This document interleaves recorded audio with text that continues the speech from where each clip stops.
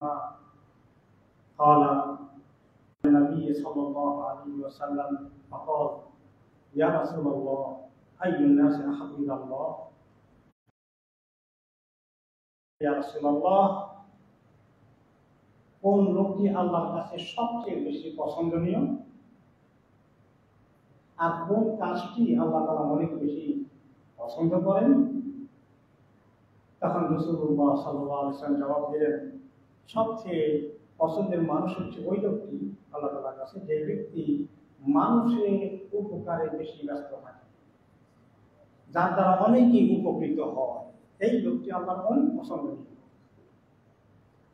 আর তুমি যখন কোনো মুসলিমকে সাহায্য করে, হেল্প করে, তাকে খুশি করে দিলে, এই কাজটি আল্লাহর কাছে অনেক প্রিয় কাজ, অনেক পছন্দের কাজ।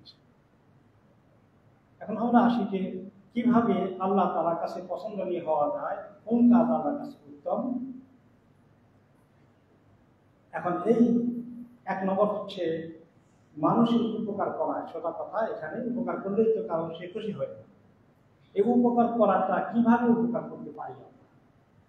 উপকারটা হলো স্পিরিচুয়াল অ্যান্ড ফিজিক্যাল। মনের দিক থেকে আন্তরিকভাবে মানুষকে, আত্মিকভাবে আত্মার দিক থেকে খুশি করা হচ্ছে বস্তুগত দিক থেকে খুশি করা। এখন আত্মার দিক থেকে খুশি করা, কারো উপকার করা, এর মধ্যে সবচেয়ে বড় যেটা হয়, যে লোকের ঈমান নাই তাকে ঈমান সম্পর্কে দাওয়াত দেওয়া, যে লোকের আমল নাই তাকে আমল সম্পর্কে দাওয়াত দেওয়া, যে লোক নামাজ পড়ে না তাকে নামাজের জন্য নিয়ে আসা, এটি তার সবচেয়ে বড় উপকার। যে লোক জ্ঞান জানে না, কোরআন শরীফ পড়তে জানে না, তাকে ডেকে এনে আমি ইসলামের জ্ঞান দেই, তাকে ইসলামিক সার্কেলে বসাই, যেখানে সে কোরআন হাদিস শিখবে। সে কোরআন পড়তে জানে না, আমি তাকে বসে বসে কোরআন পড়াই, বা কোরআনের হালাকা যেখানে আছে, বয়স্কদের জন্য শিক্ষার ব্যবস্থা, তার ছোট বাচ্চাটা রাস্তায় ঘুরে বেড়ায়, কোনো বক্তব্যে যায় না, বক্তব্য দেওয়ার পয়সা নেই, আমি তার ছেলেটাকে বক্তব্যে ঢুকিয়ে দেই, তাকে ফি দিয়ে পে করি। যে লোকটা নামাজের সূরা কেরাত জানে না, তাকে মসজিদে নিয়ে আসি, যদি এরকম ফ্রি কোনো শিক্ষক না পাওয়া যায়, আমি তাকে পয়সা দিয়ে শিখাই। এই কাজগুলো সবচেয়ে বড় কাজ, তার সবচেয়ে বড় উপকার করলাম। তাকে আখেরাতে বিপদ থেকে বাঁচার জন্য আমি এই তাকে দ্বীন, ইলম, ঈমান সেখানে রাস্তায় নিয়ে আসি। এটা একটা হলো একটা বড় উপকার মানুষের সবচেয়ে হয়। 2 নম্বর উপকার হয় যে কোনো মানুষ আপনার কাছে পরামর্শ চেয়েছে, একটা বিশেষ কাজ করবে, তাহলে এই পর্যায়ে তাকে একটা ভালো পরামর্শ দেওয়া বুঝে শুনে। অনেকেই পরামর্শ চাইতে আসে যে আমি কোন ইউনিভার্সিটিতে পড়বো, আমি চাকরির জন্য দরখাস্ত করবো, কি করতে হবে। এই যে ছোটখাটো পরামর্শ, একটা সুন্দর পরামর্শ চেয়েছে, অমুক জায়গায় আমার ছেলে মেয়ে বিয়ের সাথে প্রস্তাব হচ্ছে, আপনার কাছে কেমন মনে হয়, ঠিক আছে কিনা, আগাবো ওইখানে। এই কথা শুনলে আপনি যদি মনে করেন যে ভালো প্রস্তাব, বা তাকে উৎসাহিত করবেন। আর যদি মনে হয় যে এখানে সাংঘাতিক গলদ আছে, ছেলেটা ড্রাগের সঙ্গে জড়িত আছে, এখন আপনার দায়িত্ব হয়ে পড়ে তাকে সাবধান করা। সর্বনাশ, এই ছেলেটা ড্রাগে আসক্ত, নেশা করে। তো এই যে আল মুস্তাশার মুহতামান, আর হাদিসে রাসূলুল্লাহ সাল্লাল্লাহু আলাইহি ওয়াসাল্লাম বলেছেন, কেউ যদি কোনো পরামর্শ চায়, কোনো বিষয়ে আপনার সঙ্গে অ্যাডভাইস চায়, তাহলে আপনার উপর আমানতদারি চলে আসলো তাকে রাইট পরামর্শ দেওয়া।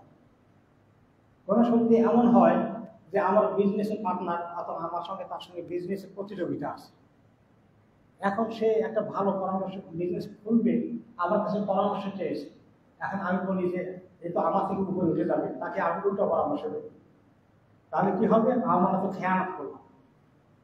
তাহলে সঠিক পরামর্শ দেওয়া একজনের প্রতি, এটি একটি ভালো মানে আমারও দাবি। এটা আপনার এই আল্লাহ জিজ্ঞেস করবে, তোমার কাছে অমুক পরামর্শ চেয়েছিল, তুমি তাকে কেন রং অ্যাডভাইস করেছ, কেন তুমি খারাপ পরামর্শ দিয়েছ, আমার ওপর খেয়ানত হয়ে গেল। তাহলে ভালো পরামর্শ দেওয়া, বিশেষ করে যারা শিক্ষিত আছেন, জ্ঞানী আছেন, অনেকেই কিছু কোনো কোনো বিষয়ে আপনার কাছে পরামর্শ চাইলে আপনার উপর ওয়াজিব হয়ে যায়, ফরজ হয়ে যায় তাকে সঠিক পরামর্শ দেওয়া। আর উল্টাটা দিলে খেয়ানত হয়ে যাবে। কোনো কোনো সময় একটা লোকের উপকার হবে, একটা চাকরি হবে, আপনি একজনকে একটু টেলিফোন করে দিলেন, একটা ছোটখাটো এক জায়গায় একটা চাকরির ব্যবস্থা হয়ে গেছে, যদি সে যোগ্যতা থাকে আপনি পরামর্শ করে তাকে একটু রেকমেন্ড করতে পারেন, রেকমেন্ডেশন, এই যে এটাও একটা ভালো কাজ হতে পারে। এই কারোর সঙ্গে সম্পর্ক অবনতি হয়েছে দুইজনের মধ্যে, স্বামী স্ত্রী গন্ডগোল লেগেছে, বনিবনা হচ্ছে না, তালাক হয়ে যাবে, বাচ্চা কাচ্চাগুলো পিতা মাতা দিয়ে একজন থেকে বঞ্চিত হয়ে যাবে, ওই সময় আপনি গিয়ে যদি তাদেরকে সঠিক পরামর্শ দেন, বুঝান স্বামীকে, স্ত্রীকে, মা বাবাকে, বাবাকে, তাহলে এটা বিশাল একটা উপকার হবে না। এটা অনেক বড় স্বভাবের কাজ, মানুষের হাজত পূরণ করা অনেক বড় স্বভাবের কাজ। একটু পরে বলবো সেটা ইনশাআল্লাহ। তো আল্লাহ তাআলা এই প্রিয় কাজগুলো করলে সে বান্দা আল্লাহর প্রিয় হয়ে যায়, এবং যে ব্যক্তি আল্লাহর প্রিয় হয়ে যায়, আল্লাহর পছন্দের মানুষ হয়ে যান, তাকে আল্লাহ পছন্দ করে, তার শানটা কেমন হতে পারে? তার শান অনেক বড়। এবং আল্লাহ তাআলা কোরআনে পাকে বলেছেন সূরা মারইয়ামের 96 নম্বর আয়াতে, বাদাউ বিল্লাহি মিনাশ শাইতানির রাজিম, ইন্নাল লাযীনা আমানু ওয়া আমিলুস সালিহাত সায়াজআলু লাহুমুর রহমানু উদ্দা, যারা ভালো করে ঈমান এনেছে, নেক আমলে রত থেকেছে, তাদের জন্য আল্লাহ তাআলা তার ভালোবাসা বরাদ্দ করে দেবেন। আর আল্লাহ তাআলা যদি কাউকে ভালোবাসেন, কোন আদম সন্তানকে, কোন মানুষকে, পুরুষ বা হোক আর স্ত্রী হোক, আল্লাহ যদি তাকে পছন্দ করে ফেলেন, তাকে ভালোবাসেন, তার যে কি শান হবে সে ব্যাপারে একটা হাদিস এসেছে। রাসূলুল্লাহ সাল্লাল্লাহু আলাইহি ওয়াসাল্লাম বলেছেন, ইন্নাল্লাহ তাআলা ইযা আহাব্বা আবদান নাদা জিবরাইল, আল্লাহ তাআলা কোনো বান্দাকে যদি মহব্বত করেন, তার আমল দেখে, তার আখলাক দেখে, তার পরোপকার দেখে, মানুষের জন্য সেই কত খেদমত করে, এগুলো দেখে যদি আল্লাহ পছন্দ করেন, সেই পছন্দটা আল্লাহ নিজের ভিতরে ধরে রাখেন না, খুশিটাকে আল্লাহ প্রকাশ করে দেন। আপনি ভালো কিছু অর্জন করে ফার্স্ট ক্লাস ফার্স্ট হয়েছে, সে তো সারা দুনিয়া মাইক ফাটাই বলতে চায় যে আমি কি করেছি, ফার্স্ট হয়েছি ক্লাসে, আমি এটা অর্জন করেছি, আমার আমেরিকার ভিসা হয়ে গেছে, এই খবরটা সারা দুনিয়া দিতে চায়, তাই না? এরকম কিছু হয়ে গেলে বড় খুশি হয়ে যায়, নিজের ভিতরে ধরে রাখতে পারে না, ঠিক কিনা? তো আল্লাহ তাআলা যখন আমাদের কারোর প্রতি খুশি হয়ে যান, তিনি সেটাকে নিজের ভিতরে ধরে রাখেন না, তিনি সেটাকে প্রচার করেন, ছড়িয়ে দেন। কিভাবে? তিনি স্বয়ং জিবরাইল আলাইহিস সালামকে ডাকেন, ইয়া জিবরাইল ইন্নী উহিব্বু ফুলানা ফাহিব্বা, তুমি জানো আমি আল্লাহর ওই বান্দাকে, আমার ওই বান্দাকে, আমার ওই বান্দিকে আমি মহব্বত করি, তুমিও তাকে মহব্বত করো। তাই ইউহিব্বুহু জিবরাইল, জিবরাইল আলাইহিস সালাম তাকে মহব্বত করা শুরু করলেন। তিনি নিজের ভিতরে সীমাবদ্ধ রাখেন না। আল্লাহর এত খুশ বান্দা, এত খুশ নসিব, তার খবরটা জিবরাইল নিজের ভিতরে ধরে রাখতে পারেন না। আল্লাহর খুশিতে তিনি এত খুশি ওই বান্দার প্রতি, তিনি অন্যান্য ফেরেশতাকে ডেকে বলেন, আকাশে যত রকমের ফেরেশতা আছে সবাইকে ডাকেন, ফায়ুনাদি জিবরিল আহলাস সামা ইন্নাল্লাহা ইউহিব্বু ফুলানান ফাহিব্বুহু, শুনছো তোমরা ফেরেশতারা, শোনো শোনো, জিবরিল আলাইহিস সালাম ফেরেশতাদের সবচেয়ে বড় সর্দার এবং সবার উপরে ওনার শান। তিনি সবাইকে ডেকে বলেন, শুনছো অমুককে আল্লাহ তাআলা ভালোবাসেন, সেই ব্যক্তি আল্লাহর মহব্বত পাত্র হয়ে গেছে, তোমরা সবাই তাকে মহব্বত করো। ফায়ুহিব্বুহু আহলুস সামা, আকাশের সমস্ত বাসিন্দা যারা আছে ফেরেশতাকুল, তারা সবাই এই লোকটাকে মহব্বত করা শুরু করে। সুম্মা ইউতাহু লাহুল কাবুল ফিল আরদ, অতঃপর আল্লাহ তাআলা তার জন্য জমিনেও তার মাকবুলিয়ত, কবুলিয়ত আল্লাহ তাআলা গ্রহণ করে দেন। জমিনের মানুষের কাছেও তিনি অত্যন্ত প্রিয় হয়ে যান, সেটা আল্লাহর ওয়াস্তে। আমি জানি কোনো কোনো সময় আমাদের ইয়াং ছেলে মেয়েরা গায়ক গায়িকা, নায়ক নায়িকাকে, ফুটবলারদেরকে, ক্রিকেটারদেরকে খুব মহব্বত করে। ওটা কি আল্লাহর পক্ষ থেকে আসা মহব্বত? ওই মহব্বত না, ও মনের গভীর থেকে আল্লাহকে, আল্লাহর বান্দা আল্লাহ তাকে ভালোবাসেন, এই কারণে যে মহব্বত হবে, দুনিয়ার এই সমস্ত বস্তুবাদী মহব্বতের সঙ্গে তার কোনো তুলনা হতে পারে না। এখন কিভাবে আল্লাহর মহব্বত পাত্র হয়, এটা কোন কোন কাজগুলো করলে আল্লাহ তাআলা আমাদের খুশি হবেন, সেটা হচ্ছে সুরুরুল ইদখিলহু আলা মুসলিম, মানুষ মুসলমান আল্লাহর বান্দাকে একটু খুশি করতে পারা, এটা আল্লাহর কাছে খুব বড় মহব্বতের কাজ। এখন সবসময় অবশ্য পারা যায় না। এখন যদি বলেন সবাই যে আপনাকে দেখলাম আমার বাড়ি থেকে দাওয়াত একটু আসেন না, সেটা অনেক সময় সম্ভব হবে না। একটা প্র্যাকটিক্যাল কথা বললাম আর কি। কিন্তু যদি পারা যায় তো অনেক বড় কাজ। আপনি আপনার নিজের আত্মীয় স্বজন, ভাই বোন, প্রতিবেশী, অনেকদিনের বন্ধু ছিল, একদিন হঠাৎ করে তাকে দেখতে গেলেন, তিনি খুশি হবেন না? অনেক খুশি হন। একজনকে একটু হাদিয়া দিলে ছোট, খুশি হয়ে যান। তিনি মুসিবতে আছেন, বড় কষ্টে আছেন, তার কষ্টটা দূর করলেন, এটা এমন কাজ যে আল্লাহ তাআলা অনেক খুশি হয়ে যান আপনার। আমি এই ব্যাপারে অনেকগুলো হাদিস এসেছে। রাসূলুল্লাহ সাল্লাল্লাহু আলাইহি ওয়াসাল্লাম বলেছেন, মান নাফাসা আন মুসলিম কুরবাতাম মিন কুরাবিদ দুনিয়া নাফাসাল্লাহু আনহু কুরবাতাম মিন কুরাবি ইয়াউমিল কিয়ামah। যে ব্যক্তি কোনো মুসলিমের দুনিয়ার কোনো কষ্ট দূর করতে এগিয়ে আসে, তার কষ্টকে ইজি করে দেয়, আল্লাহ তাআলা তার জন্য কিয়ামতের দিনের কঠিন কষ্টগুলোকে আল্লাহ তাআলা ইজি করে দিবেন, সহজ করে দিবেন। আরো হাদিসের লম্বা কথা বলা হয়েছে, আন তাকদিয়া আন মুসলিমিন দাইনান, তুমি যদি ঋণগ্রস্ত মুসলমানকে একটু ঋণ মুক্ত করতে সাহায্য করতে পারো, এটা আল্লাহ তাআলার কাছে তুমি আল্লাহর পছন্দের পাত্র হয়ে যাবে। একবার সাহাবীদের জামানায় উসিবা রাজুলুন ফি আহদি রাসূলিল্লাহ সাল্লাল্লাহু আলাইহি ওয়াসাল্লাম ফি সিমারিন ইবতাআহা। একটা ব্যবসা করেছিলেন একজন সাহাবী, একটা বাগান খরিদ করেছিলেন অনেক টাকা দিয়ে, কিন্তু এই বাগানটার ফল ভালো হয়নি, মারা গিয়েছে গাছপালাগুলো, এবং ওনার টাকাটা গচ্চা চলে গেল। উনি ঋণ করে এই ইনভেস্ট করেছিলেন, ফাকাসিরা দুইগুনহু, তার ঋণের পরিমাণ অনেক বেড়ে গেল, তাছাড়া প্রচন্ড ঋণগ্রস্ত হয়ে গেল। তিনি নবী করিম সাল্লাল্লাহু আলাইহি ওয়াসাল্লাম জানতে পেরে তিনি সাহাবীদেরকে বললেন, তাসাদ্দাকু আলাইহি, তোমরা সবাই তাকে একটু দান করো, তার ঋণটা শোধ করো, ঋণগ্রস্ত হয়ে গেছে। ফাতাসাদ্দাকান নাসু আলাইহি, তো সবাই কিছু কিছু সদকা দান করলেন। ফালাম ইয়াবলুগু ওয়াফাআ দাইনি, কিন্তু এতে করে তার ঋণ শেষ হয়ে গেল না। মনে করেন 10 লক্ষ টাকা ঋণ ছিল, 5 লক্ষ টাকা, 7 লক্ষ টাকা তাই হলো, এরকম এসেছে, বাকিটা পুরো হয় না। তখন তিনি ফাকালা লিগুরামাইহি, যারা পাওনাদার তাদেরকে তিনি বললেন, খুযু মা ওয়াজাদতুম ওয়ালাইসা লাকুম ইল্লা যালিক, যা আছে ভাগ করে নাও, তোমাদের হিস্সা অনুযায়ী যতদূর পাও, আর বাকিটা তাকে মাফ করে দাও, এর বেশি তাকে চাপাচাপি করো না। এটা বিশাল একটা প্রিন্সিপাল পাওয়া গেল, একটা নীতি পাওয়া গেল, যে করজদার করজ শোধ না করতে পারলে সে মানুষের সাহায্য নিতে পারবে, জাকাত নিতে পারবে, সদকা নিতে পারবে, শোধ করার জন্য। আর 2 নম্বর হচ্ছে, যখন কিছু নিয়েও শোধ করা যায় না, আপনি তাকে ধার দিয়েছিলেন, ইনভেস্ট করেছিল, সে কোনো তার মত খারাপ ছিল না, ভালোই ছিল, কিন্তু কোনো কারণে ফেল করেছে। এখন আপনি বলে তুমি ফেল করার পাশ কর, তাতে আমার কিছু আসে না, আমার টাকা চাই, 1 পয়সা কম দেব। এটাও খুব ভালো ইসলামিক প্রিন্সিপাল না। যদি পারা যায় তাকে একটু ছাড় দেয়। আমি তোমাকে 1 লক্ষ টাকা দিয়েছিলাম, তুমি তো লস করে ফেলেছ, এটা ঠিক আছে, 80,000 টাকা দাও, 20,000 টাকা ছেড়ে দিলাম, 50,000 টাকা, বাকি 50,000 টাকা ছেড়ে দিলাম। ছেড়ে দেওয়াতে আমার তো লস হয়ে গেল, কিন্তু আল্লাহর কাছে কি হবে? আল্লাহু আকবার, কি পরিমাণ আপনি লাভবান হবেন সে কথা পরের হাদিসে এসেছে। সেটা কিভাবে? কানা রাজুলুন ইদায়ুনান নাস, একজন লোকদেরকে করজ দিত অথবা ব্যবসা বাণিজ্যে বাকি দিত।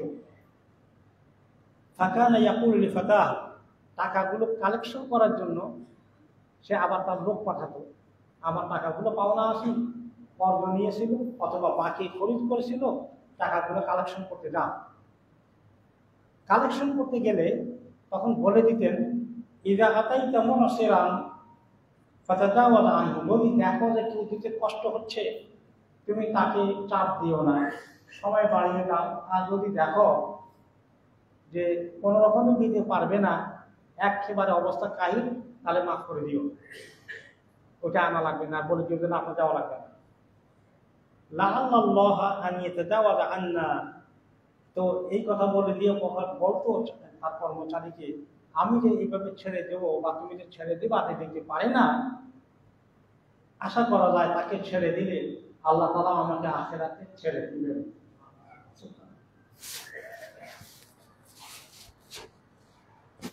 আরেকটি হাদিসে, আরেকটি রিওয়ায়াতে এটা বিস্তারিত এসেছে। তো সেই লোকটি যখন, এই ধনী লোকটি যখন মৃত্যুর সময় আসলো, আল্লাহ তাআলা তাকে বললেন, তাহলে আমি তা খাইরাল কত, তুমি কি কোনো ভালো আমল নিয়ে এসেছ?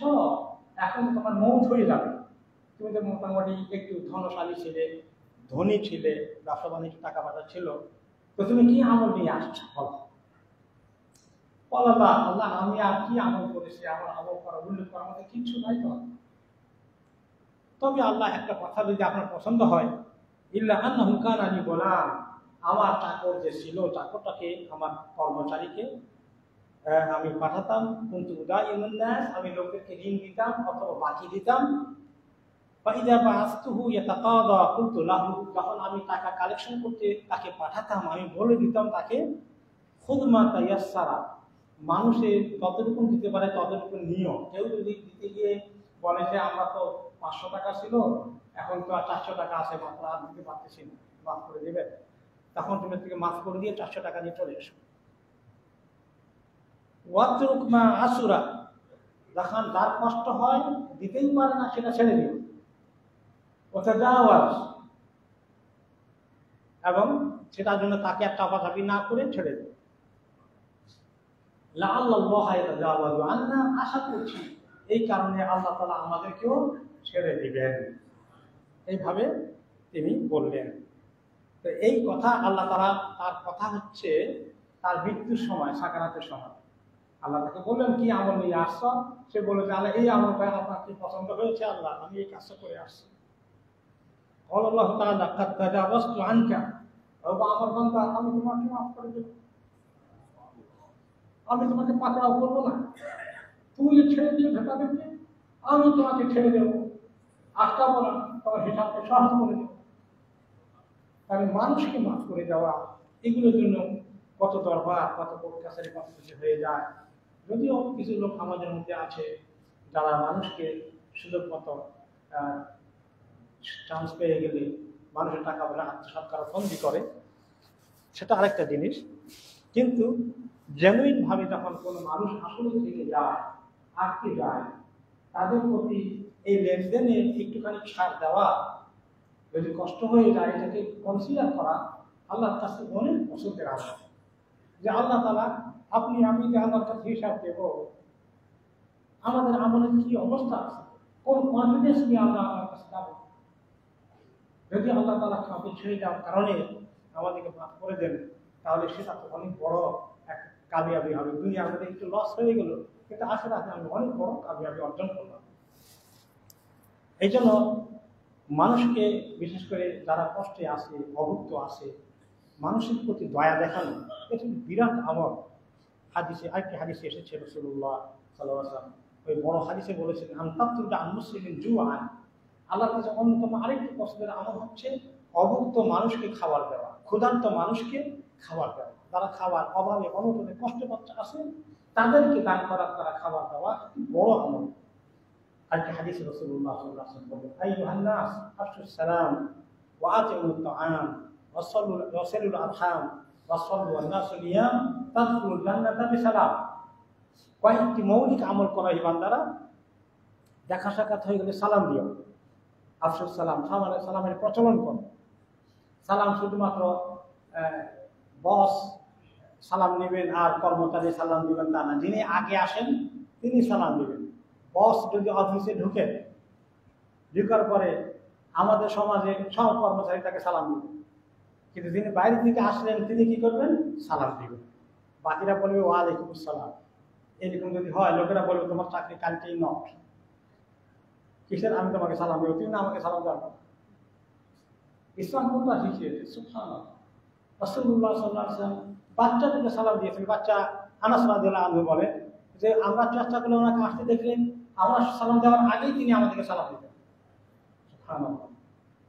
আফশুস সালাম ওয়া আতিউত তাআম, আর মানুষকে খাবার খাওয়া, মেহমান আসলে মেহমানদারি করা, এর মধ্যে সওয়াব আছে। মেহমানদারি করলে সওয়াব আছে। আমরা তো একটা কাছের মেনটেন করি, সৌজন্যতা মিট করি, কিন্তু এটা একটি বড় ইবাদত।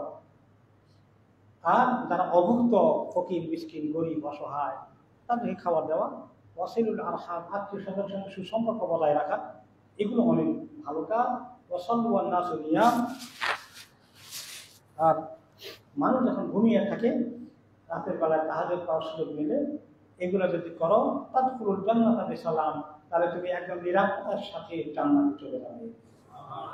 আল্লাহু জাআলনা মিনহুম। আরেকটি হাদিসে রাসূলুল্লাহ সাল্লাল্লাহু আলাইহি ওয়াসাল্লাম মানুষের প্রয়োজনে সাহায্য করা কি বিরাট জিনিস। তিনি বললেন একদিন, ওয়া আন আমশিয়া মা আখি মুসলিম ফি হাজাতিহি আহাব্বু ইলাইয়া মিন আন আ'তাকিফা ফি হাযাল মসজিদে শাহরান। স্বয়ং রাসূলুল্লাহ সাল্লাল্লাহু আলাইহি ওয়াসাল্লাম বলেন, আমি যদি কোনো মানুষের বিপদ আপদে গ্রস্ত হয়ে আছে তার কাজে সাহায্য করে তাকে উপকার করতে পারি, বিপদ থেকে উদ্ধার করতে পারি, সেই কাজটা আমার কাছে আমার এই মসজিদে নববীতে 1 মাস ব্যাপী ইতিকাফের তুলনায় ওইটার সওয়াব বেশি আমার কাছে। একজন বিপদগ্রস্ত লোককে সাহায্য করতে, উদ্ধার করতে এগিয়ে যাওয়া 1 মাস ব্যাপী মসজিদে নববীতে ইতিকাফ করার চেয়ে বেশি সওয়াবের কাজ আল্লাহর কাছে, পছন্দের কাজ। তা আমরা অনেকেই চিন্তাই করতে পারি না, এই একটা অসহায় লোককে অসুখে কাতরাচ্ছে, পয়সা নাই চিকিৎসা করা, আল্লাহ আমাকে তৌফিক দিয়েছিলেন যে টাকাটাকে দিতে পারি, এই বিরাট কাজ হয়ে গেল। এভাবে করে তার ছেলে মেয়ে কষ্ট খাবার দাবার খেতে পারছে না, ক্ষুধার্ত আছে, তার ঘরে চাল দিয়ে পানি পড়ছে, আমরা এইভাবে যদি বিপদে এগিয়ে আসি, এগুলো আমাদের কত বড় আমল যে হবে কি আমাদের দিন আল্লাহর কাছে আমরা পাবো, সেগুলো আল্লাহ তাআলা আমাদেরকে দেবেন। আর এগুলো আল্লাহর পছন্দের পাত্র বানাবে আমাদেরকে। হাসান আল বসরি রাহমাতুল্লাহ আলাইহি অনেক বড় ইমাম, তাবেঈদের মধ্যে শ্রেষ্ঠতম ইমাম। তিনি, ওনার কাছে খবর আসলো যে কোনো এক এলাকায় একটু বিপদগ্রস্ত আছে, কারো ঘর বাড়ি ভেঙে গেছে, পড়ে গেছে বা কোনো অসুবিধা, কয়েকজন লোক গিয়ে এগুলো ঠিক করে দিতে হবে। তো কয়েকজনকে বললেন অমুক জায়গায় এক বেচারা অসুবিধা আছে, তাহলে কয়েকজন গিয়ে তাকে একটু হেল্প করো, তাদেরকে উপকার করতে যাও। আর যাওয়ার সময় সাহাবেত আল বুনানি, যিনি ওনার ছাত্রের মতো বড় আলেম, তাবে তাকে নিয়ে যাও, সে সহ গিয়ে তোমরা কয়েকজন ওই বেচারাকে একটু সাহায্য করে আসো। তো ওনারা আসলেন সাহাবেত আল বুনানির কাছে নেওয়ার জন্য। উনি বললেন যে সরি, আমি তো এখন ইতিকাফে ঢুকছি, ওনাকে বলেন যে আমি যেতে পারতেছি না, আমি ইতিকাফে আছি। ফারা যাও বলেন হাসান, ওনারা আবার হাসান বাসের কাছে আসলেন, গিয়েছিলাম, উনি এই কথা বললেন। فقال قولوا له يا أعمش أما تعلم مشيك في قضاء حوائج المسلمين خير لك من حجة بعد حجة। হাসান আল বসরি বললেন সাহাবেত আল বুনানিকে বলো যে তোমার এই ইতিকাফ বাদ দিয়ে ওই ব্যক্তিগুলোর হাজত পূরণ করা, বিপদগ্রস্ত হয়ে গেছে, বিপদ থেকে তাদেরকে উদ্ধার করতে এগিয়ে যাওয়ার কাজটা তোমার ইতিকাফ শুধু নয়, হজের পরে হজ করে যে সওয়াব পাবা তার চেয়ে অনেক বেশি সওয়াব আল্লাহর কাছে তোমার হয়ে যাবে। তাহলে আমরা কিভাবে আল্লাহ তাআলার কাছে পাবো, কোন জিনিসে, সেটা তো আমাদের নবী সাল্লাল্লাহু আলাইহি ওয়াসাল্লাম আমাদেরকে ব্যাখ্যা করে দিয়েছেন। আমি যদি শুধুমাত্র ইবাদত করে জান্নাতে যাব, কিন্তু মানুষ আমার আশেপাশে দুঃখে কষ্টে অভাবে অনটনে কষ্টে আছে, তাদের দিকে না তাকাই, তাহলে আমরা বিরাট সহজ সুযোগকে মিস করে দেব, আল্লাহ তাআলার প্রিয় পাত্র হতে পারবো না। এই জন্য আরেকটি হাদিসে নবী করিম সাল্লাল্লাহু আলাইহি ওয়াসাল্লাম বলবেন, ওয়ামান মাশা মা আখিহি বিহাজাতিন হাত্তা ইয়াতাহিয়া লাহু সাবাতাল্লাহু কদমাহু ইয়াওমা তাজিলুল আকদাম। যে ব্যক্তি কোনো মানুষের কষ্ট দূর করার জন্য সময় দিতে গিয়ে বেশ সময় চলে গেল, কাজটা করেই সারছে, মনে করেন একজন চাকরি চলে যাচ্ছে, আপনি জ্ঞান দেওয়ার পরে কোনো রকমের তার চাকরিটা যদি রাখিয়ে দিতে পারেন বুঝেই শুনে, তাহলে এই কাজটা তার কমপ্লিট হয়ে গেল। অথবা তার চিকিৎসার ব্যবস্থা ছিল না, তাকে চিকিৎসা করাইয়া কমপ্লিট করে দিলেন, এইরকম কমপ্লিট করলে সাবাতাল্লাহু কদমাহু ইয়াওমা তাজিলুল আকদাম, তাহলে আল্লাহ তাআলা ওই লোকটার পাগুলোকে কিয়ামতের দিন মজবুত করে দিবেন, যেদিন কিয়ামতের দিন পাগুলো কাঁপতে থাকবে। কখন কাঁপবে? যখন তারা কেউ সিরাত পাড়ি দিয়ে জাহান্নামের উপর দিয়ে ক্রস করে জান্নাতে যাবে, ফসকে পড়ে যাবে কত মানুষ, সেদিন সে ফসকে পড়বে না, তার পাগুলো সিরাতের উপরে মজবুত হয়ে টিকে থেকে আল্লাহ তাকে জান্নাতে নিয়ে যাবে। আমরা সবাই চিন্তা করি যে কিভাবে আল্লাহ তাআলা আমাদেরকে দিয়ে আল্লাহর ইবাদতের পাশাপাশি মানুষের উপকারে আল্লাহ আমাদেরকে কাজে লাগান। এই ব্যাপারে শেষ হাদিসটি হচ্ছে, ইন্না লিল্লাহি তাআলা আকওয়ামান ইয়াখতাসুহুম বিনিআমি লিমানাফিল ইবাদ। আল্লাহ তাআলার কিছু বান্দা আছে পৃথিবীতে, তাদেরকে আল্লাহ অনেক নিয়ামত দেন, অনেক কিছু দেন, টাকা পয়সা আছে, অথবা প্রভাব প্রতিপক্ষে আছে, রাজনৈতিক ক্ষমতা আছে, বড় অফিসার আছে, মন্ত্রী মিনিস্টার হয়েছেন, যে কোনো ভাবে মানুষের উপভোগ করার জায়গায় আল্লাহ তাকে বসিয়েছেন।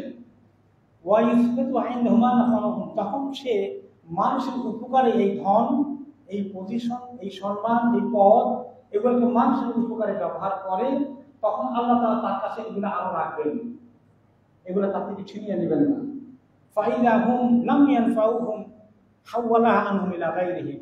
আর সে যদি মানুষের উপকার করতে আর রাজি না হয়, সে শুধু নিজের মৌজ করে, নিজের ফুর্তিতে, নিজের টাকা পয়সা, নিজের বাড়ি গাড়ি, এগুলো তার মাথায় চিন্তা, পরোপকার, গরিবের, অসহায় লোকদের দিকে তাকায় না, তাহলে আল্লাহ তাআলা এক পদে তার থেকে ছিনিয়ে দেবেন এবং অন্য লোককে আল্লাহ সেই জায়গায় বসিয়ে দেবেন।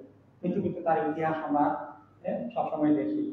আল্লাহ রাব্বুল আলামিন আমাদেরকে এই বিষয়টা বোঝার তৌফিক দান করুন যে আল্লাহ তাআলার ইবাদতের পাশাপাশি তার হক, তার ইবাদতের পাশাপাশি মাখলুকের যে হক আল্লাহ আমাদেরকে দিয়েছেন, মানবতার প্রতি যে মানবতা দেখানো, দয়া, অসহায় লোকদের প্রতি সাহায্যের হাত প্রসারিত করা, ঋণগ্রস্তকে একটি ঋণ শোধ করতে সাহায্য করা অথবা কিছু মাফ করে দেওয়া, এগুলো যে কত বড় কল্যাণের কারণ হবে, এগুলো আমাদেরকে বুঝে আমল করার তৌফিক দান করুন। বারাকাল্লাহু লাকুম ফিল কোরআনিল আযীম ওয়া নাফা'নি ওয়া ইয়্যাকুম বিমা ফীহি মিন আয়াতিল ওয়া হাকীম ওয়া আকুলু কওলি হাযা ওয়া আস্তাগফিরুল্লাহ li wa lakum wa lisa'iril muslimina min kulli dhanbin fastaghfiruhu wa atubu ilayhi innahu huwal ghafurur rahim.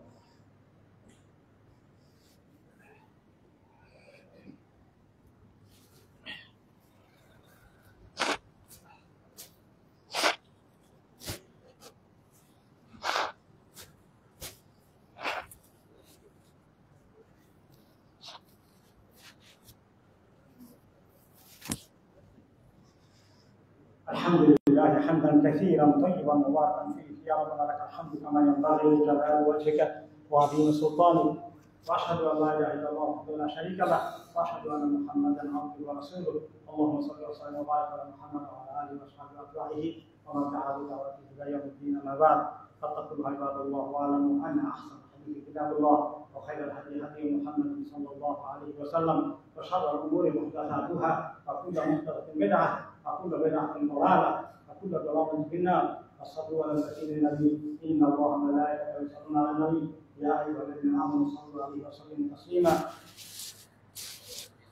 اللهم صل على محمد وعلى آله وصحبه الطاهرين وصحابته أجمعين، وارض اللهم عن الخلفاء الأربعة الراشدين أبي بكر وعمر وعثمان وعلي، وعن سائر أصحاب نبينا محمد أجمعين، وعن الذين يتبعونهم بإحسان إلى يوم الدين، وعنا معهم برحمتك وكرمك ومن الإحسان إلى رب العالمين.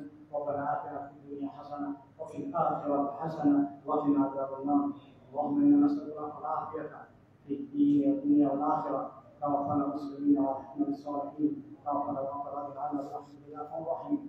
ربنا هب لنا من أزواجنا وذرياتنا قرة أعين واجعلنا للمتقين إماما. رب اغفر لنا ولوالدينا وللمؤمنين يوم يقوم الحساب. اللهم اجعل بنغلاديش دولة إسلامية تحكم بكتاب الله وسنة رسوله. اللهم فضل لك من كيد المشركين وشر الخادمين. اللهم اشف أمة نبيك محمد صلى الله عليه وسلم في مشارق الأرض ومغاربها. اللهم قوي شوكة الإسلام وضمن كيد أعداءك أعداء الدين. ربنا آتنا في الدنيا حسنة وفي الآخرة حسنة وقنا عذاب النار. عباد الله، اذكروا الله العظيم يذكركم واشكروه يزدكم ولذكر الله أكبر والله يعلم ما تصنعون وأقم الصلاة.